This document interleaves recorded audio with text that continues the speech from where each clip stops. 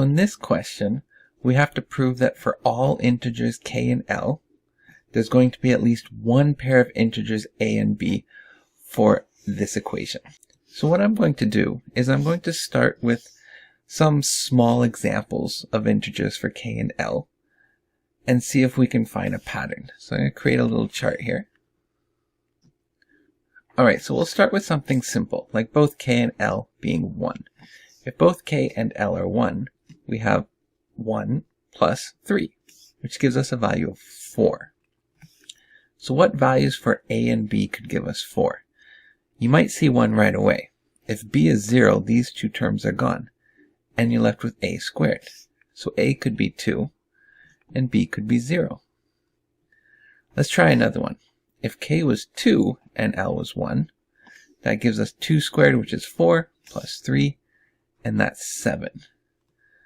Alright, so what values of a and b could equal 7?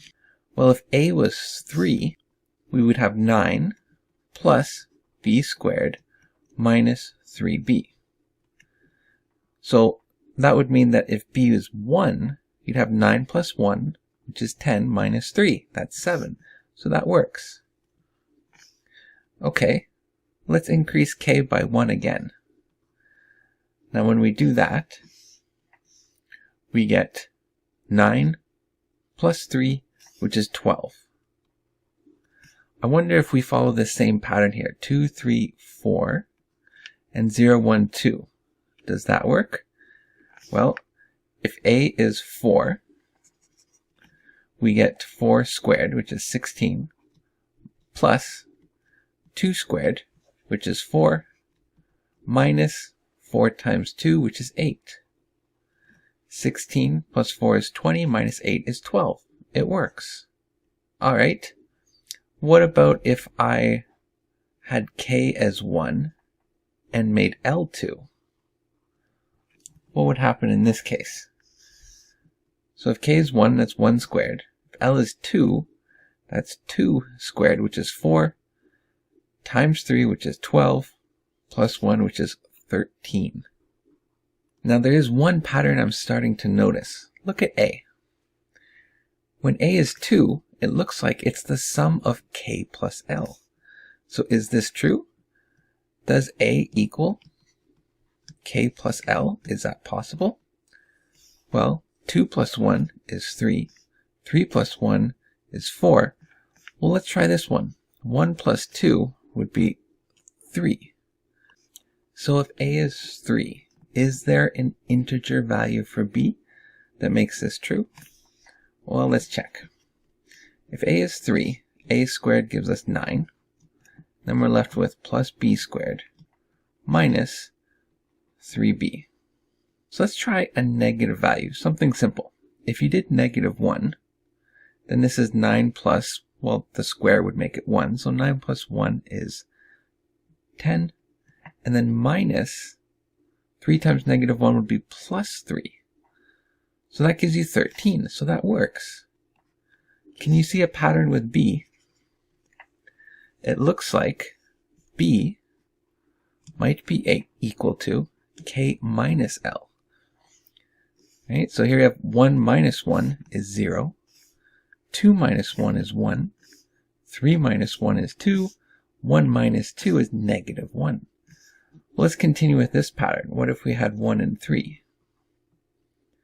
Alright, so that would give us 1 squared, which is 1, 3 squared, which is 9, 9 times 3 again is 27, plus 1, that's 28.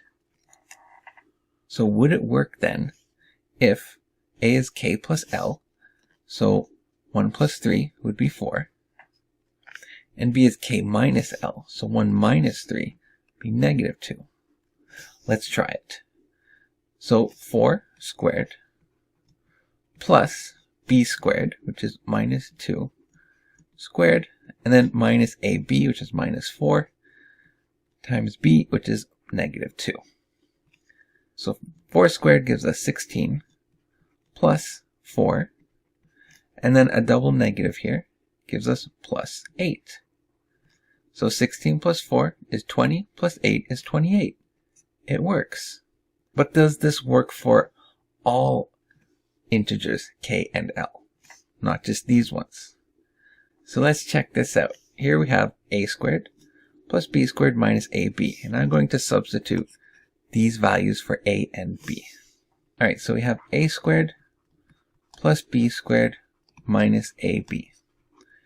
So if a is k plus l, we have k plus l squared, and b is going to be k minus l squared minus a, which is k plus l, times b, which is k minus l.